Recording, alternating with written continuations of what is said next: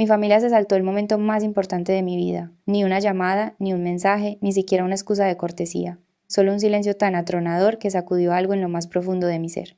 Así que cuando estalló la noticia de mi valoración de 85 millones de euros, cuando mi nombre empezó a circular por internet, no esperaba nada. Pero entonces mi móvil se iluminó. Un mensaje de mi padre, corto y formal, como una citación judicial. Cena familiar a las 7. Asunto importante. Antes de contarte lo que hice, déjame un comentario y dime desde dónde me estás escuchando y qué hora es para ti ahora mismo. Me encantaría saber quién forma parte de nuestra comunidad. Todavía estaba en mi despacho cuando llegó ese mensaje. Fuera, Madrid brillaba tras el cristal, el perfil de la ciudad envuelto en luces, como una constelación que yo misma hubiera diseñado.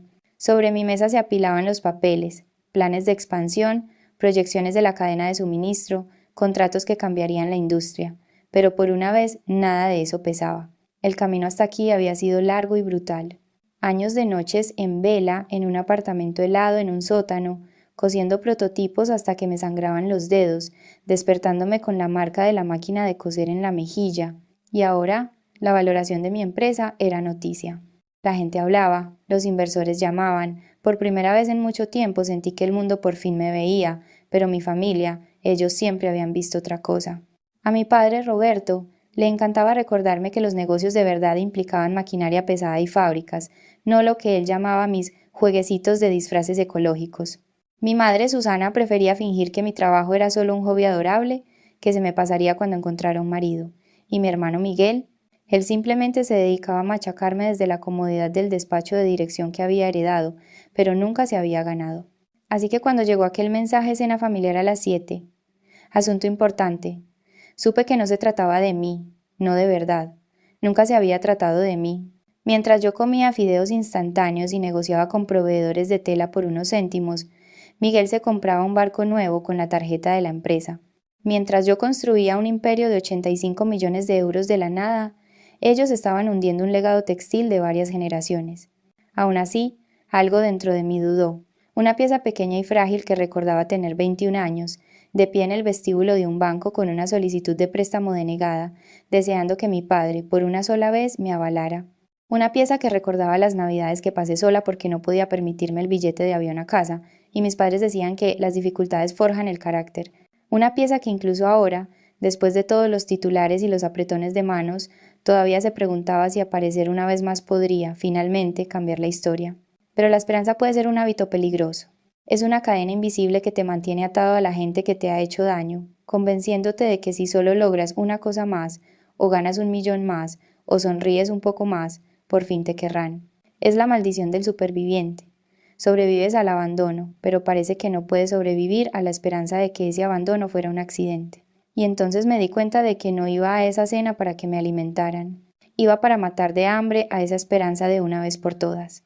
Cerré el portátil y pasé de largo el armario donde guardaba mis trajes a medida. El Porsche clásico de lujo se quedó aparcado en el garaje, sin tocar. En su lugar cogí una chaqueta vaquera descolorida. Era un prototipo de mi primera colección, deshilachada en el bajo, con un aspecto gastado y barato para un ojo inexperto. Para el mundo, era una pieza de coleccionista valorada en miles de euros. Para mi familia, parecería un fracaso. Aparentar humildad los mantenía predecibles, y la gente predecible comete errores. Pedí un Uber, la opción más económica. Durante el trayecto al asador, los recuerdos no dejaban de aflorar, cada uno un recordatorio silencioso de mi lugar en la jerarquía familiar, las graduaciones a las que no fueron, la forma en que elogiaban a Miguel por llegar a trabajar a mediodía mientras me criticaban a mí por trabajar los fines de semana, la forma en que, con el tiempo, había aprendido a hacerme más pequeña para que su decepción no pareciera tan grande. Pero esta noche era diferente. Esta noche no entraba esperando que me vieran, entraba sabiendo exactamente quiénes eran ellos, y traía algo que nunca esperarían. La verdad. El asador estaba en una esquina del barrio de Salamanca, un lugar pesado, de piedra y caoba, de esos que te cobran 50 euros por una patata asada solo porque pueden.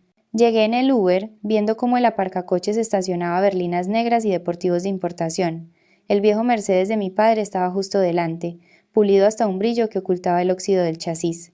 Era la metáfora perfecta de nuestra familia, brillante por fuera, corroyéndose por dentro. Salí a la acera. El aire olía a carne a la brasa, a humo de puro y a cera de cítricos para el suelo. el aroma del dinero viejo que lucha desesperadamente por no volverse irrelevante. Me alisé la chaqueta vaquera sintiendo la textura áspera bajo mis dedos. Era mi toma de tierra. Dentro, el maitre me escaneó con una mirada que decía que probablemente no podía permitirme ni el agua. Luego echó un vistazo a su libro de reservas. Cuando dije el nombre de mi padre, sus cejas se dispararon, pero me guió a través del comedor principal sin decir una palabra. El reservado de la biblioteca estaba al fondo, flanqueado por libros que nadie había leído y sillones de cuero que crujían con aire de autoimportancia. Oí sus voces antes de verlos, risas demasiado altas, demasiado agudas, el sonido de gente intentando convencerse a sí misma de que es feliz. Me detuve en la puerta, tomé una bocanada de aire que sabía a acero y entré. Eran un cuadro de disfunción dispuesto alrededor de un mantel blanco. Mi padre Roberto se levantó el primero, con los brazos abiertos como si no hubiera pasado la última década, ignorando mis llamadas. Olivia, por fin, has llegado. Parecía más viejo, las arrugas alrededor de sus ojos más profundas, un brillo de sudor en la frente que el aire acondicionado no conseguía secar. Mi madre, Susana, se apresuró a darme un beso en la mejilla, su perfume ahogando el olor de los filetes. ¿Estás cansada, cariño? ¿Comes lo suficiente? Te veo muy delgada. Miguel ya estaba removiendo un vaso de whisky, mirándome con esa sonrisita familiar que había atormentado mi infancia. Bonita chaqueta, Liv. ¿La has sacado de un contenedor de Cáritas de camino aquí? Daniel, mi hermano pequeño, apenas levantó la vista del móvil, probablemente actualizando su feed para ver si su vida de niño rico era tendencia. Ocupé el asiento vacío al final de la mesa. Parecía menos una cena y más una vista oral.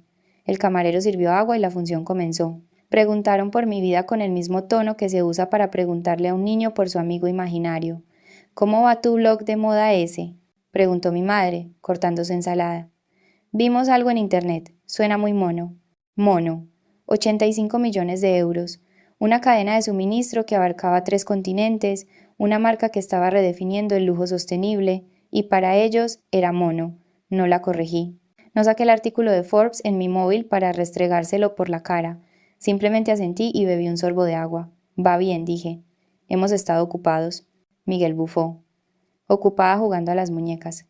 Papá y yo sí que hemos estado lidiando con problemas reales de suministro. Fabricación de verdad.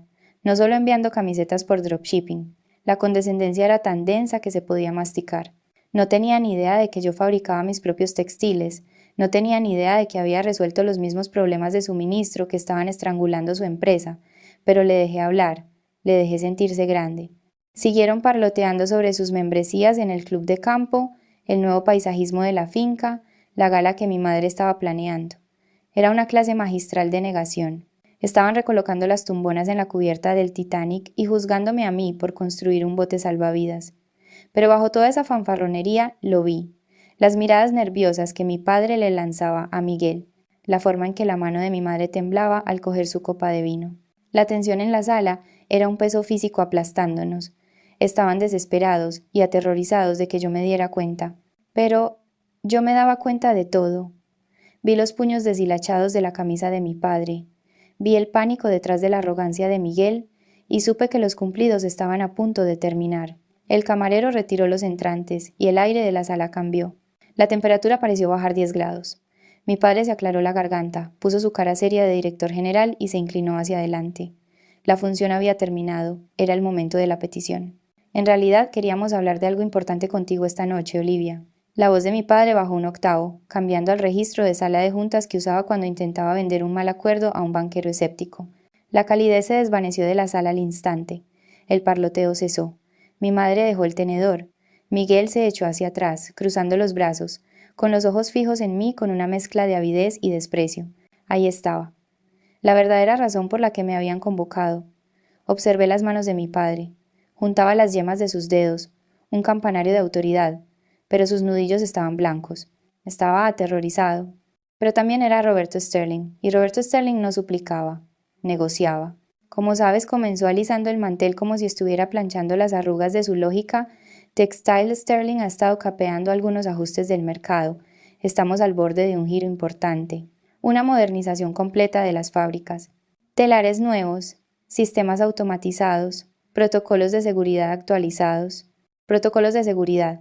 Era el eufemismo para decir que la inspección de trabajo probablemente había amenazado con cerrarle el chiringuito. Yo sabía a ciencia cierta que los sistemas de ventilación de la planta principal no se habían actualizado desde 1998.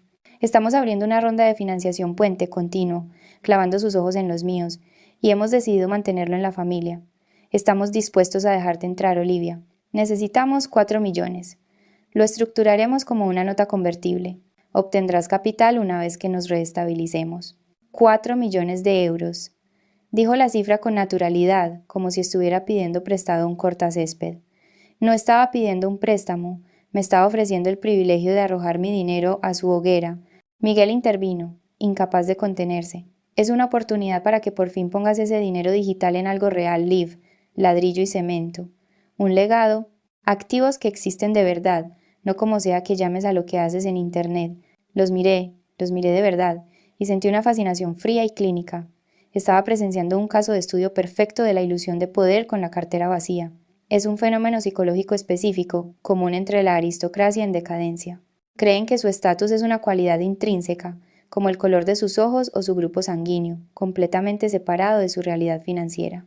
Para mi padre y mi hermano, el dinero no era algo que se ganaba, era algo a lo que se tenía derecho, y por extensión, mi dinero no era mío. En sus mentes, yo era de su propiedad, una extensión del patrimonio sterling. Por lo tanto, mi valoración de 85 millones de euros era simplemente un nuevo activo que había madurado en su balance. No sentían gratitud por mi posible ayuda, porque nadie le da las gracias a su propia cartera por tener dinero dentro. Simplemente la abren. Estaban en bancarrota en todos los sentidos, pero seguían ahí sentados, juzgándome, tratándome con condescendencia, actuando como si fueran los guardianes del éxito mientras todo su reino estaba siendo embargado. Era de una arrogancia sobrecogedora, y era exactamente la confirmación que necesitaba. Mi madre extendió la mano sobre la mesa, su palma flotando sobre la mía, su pulsera de diamantes reflejando la luz. Es solo un préstamo puente, cielo. La familia apoya a la familia. Sabes lo duro que trabajan tu padre y tu hermano. Es tu oportunidad de devolver algo, de demostrar que eres parte de este equipo, parte del equipo. El mismo equipo que me había dejado en el banquillo durante 28 años. El mismo equipo que se había reído cuando me compré mi primera máquina de coser. Miré el sudor que perlaba el labio superior de mi padre. Miré la mandíbula apretada de Miguel. Estaban aterrorizados de que dijera que no, pero eran incapaces de tratarme con respeto para conseguir un sí. Cogí mi servilleta y me sequé la comisura de la boca. Bebí un sorbo de agua lentamente. Dejé que el silencio se alargara hasta volverse incómodo, hasta que Miguel se removió en su asiento y la sonrisa de mi madre empezó a temblar. ¿Leísteis el artículo?, pregunté en voz baja. Mi padre parpadeó descolocado. ¿Qué? El artículo de Forbes, dije. El de mi valoración. ¿Lo leísteis de verdad? ¿O solo visteis el titular e hicisteis las cuentas de cuánto podíais sacarme? Miguel se mofó.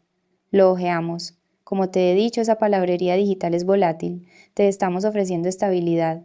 Estabilidad. El techo de su almacén principal se había derrumbado el invierno pasado. Tenían 3 demandas activas de proveedores impagados. Lo sabía porque había hecho mis deberes. Conocía su salud financiera mejor que ellos mismos. Apoyé las manos sobre la mesa. No he venido aquí para invertir en textil sterling, dije, con la voz firme y fría. Y desde luego, no he venido a rescatar un legado que ya habéis reducido a cenizas. El silencio que siguió a mi negativa no estaba vacío. Estaba presurizado. Era el sonido de un vacío sellándose, absorbiendo el oxígeno de la sala. El rostro de mi padre pasó de pálido a un rojo moteado de ira. Miguel parecía como si le acabara de abofetear con un pescado mojado. Mi madre dejó escapar un pequeño y herido jadeo, llevándose la mano al pecho como si hubiera recibido un golpe físico. ¿Perdona?, escupió Miguel, inclinándose sobre la mesa. ¿Que no has venido a rescatarnos? ¿Quién te crees que eres? ¿Crees que por haber vendido unas cuantas sudaderas orgánicas eres mejor que esta familia? Creo, dije con calma, que meter 4 millones de euros en una empresa con 3 demandas activas y un almacén declarado en ruinas no es una inversión, es caridad. Y yo no soy una ONG. ¿Caridad? Mi padre golpeó la mesa con la mano, haciendo sonar la cubertería. Nosotros te criamos, te dimos un techo, te dimos el apellido Sterling, que es la única razón por la que alguien se toma en serio tu empresita. Y ahora, cuando necesitamos una ayuda temporal, ¿vas a sermonearnos sobre caridad? Desagradecida, egoísta. Egoísta, repetí. La palabra quedó suspendida. Era su arma favorita. Si no dejaba que me usaran, era egoísta. Si ponía límites, era egoísta. ¿Quieres hablar del apellido Sterling? Hablemos de él. Es un nombre que actualmente figura en la lista de embargos del registro de la propiedad de Madrid. Mi madre empezó a llorar, con sollozos suaves y ensayados. Olivia, por favor, no seas así, es nuestro legado, es el futuro de tu hermano. Lo era, dije. Pero os lo jugasteis y lo perdisteis. Miré mi reloj, las 8:45, justo a tiempo. No he dicho que no fuera a gastar dinero esta noche, dije, bajando la voz a un nivel que les obligó a inclinarse. He dicho que no iba a invertir en vuestra gestión. Hoy he hecho una transacción, una, importante. Mi padre entrecerró los ojos. ¿De qué estás hablando? No le respondí. En lugar de eso, miré hacia las pesadas puertas de roble del comedor privado. Adelante, dije, sin levantar la voz. Las puertas se abrieron. Entró Ashley. Si mi familia era un estudio de la opulencia en decadencia, Ashley era la arquitectura del futuro. Llevaba un traje de chaqueta gris marengo que costaba más que el coche de Miguel, y se movía con la eficiencia letal de una mujer que desayunaba balances de cuentas. No miró a mis padres, no miró a mis hermanos. Caminó directamente hacia mí y dejó una gruesa carpeta roja sobre la mesa. Está hecho, dijo Ashley. Su voz era fría, profesional, desprovista de cualquier drama familiar. La transferencia se confirmó a las 5:01. La operación está registrada.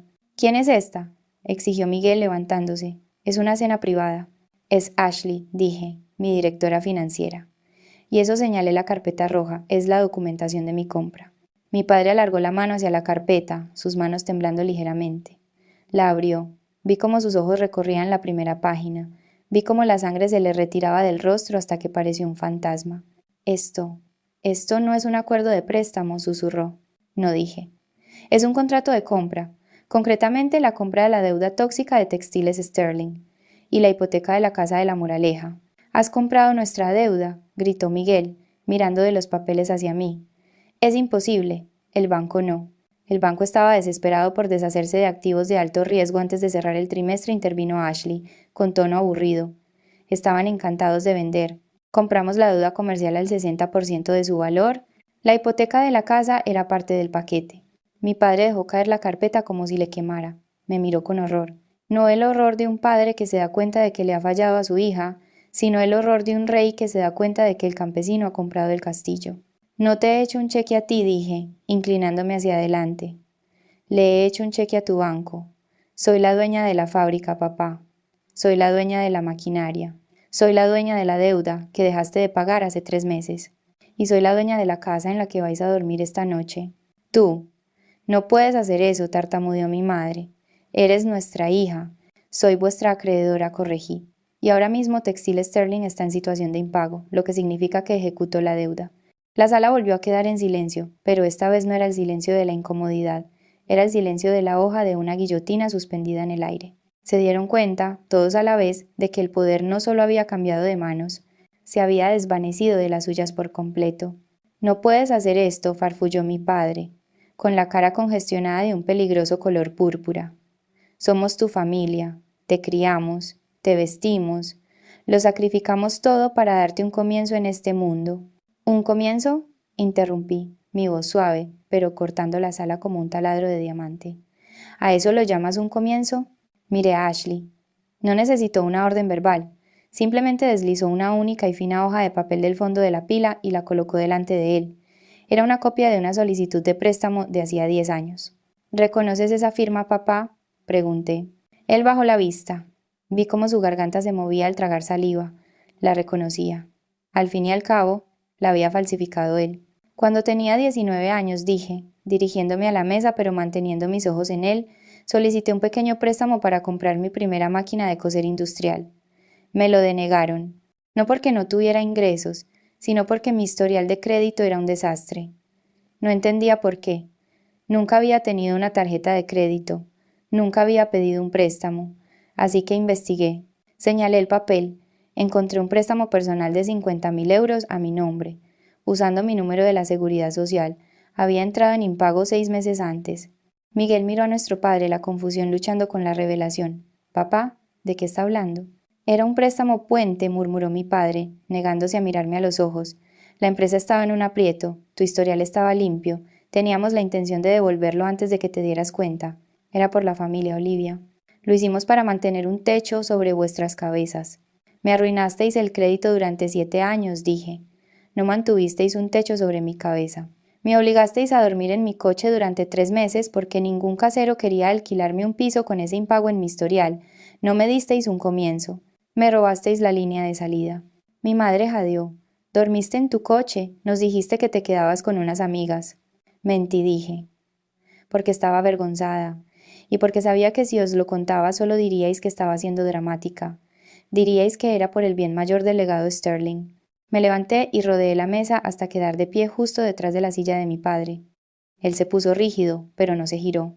Robaste mi identidad para apuntalar un negocio en quiebra, susurré. Eso es un delito, papá. Suplantación de identidad. Fraude. Podría haber ido a la policía. Podría haberte enviado a la cárcel hace una década. ¿Por qué no lo hiciste?, preguntó Miguel, su voz apenas un susurro. Parecía enfermo. Porque quería ganarte, dije. No quería meterte en una celda, quería comprar la celda que os construisteis vosotros mismos. Volví a mi asiento. Ashley me entregó un último sobre. Este era blanco, impecable y sellado con lacre. Esto ya no es una negociación, dije. Soy la dueña de la deuda, soy la dueña de los activos. Legalmente, puedo ejecutar el embargo de la fábrica y de esta casa mañana por la mañana.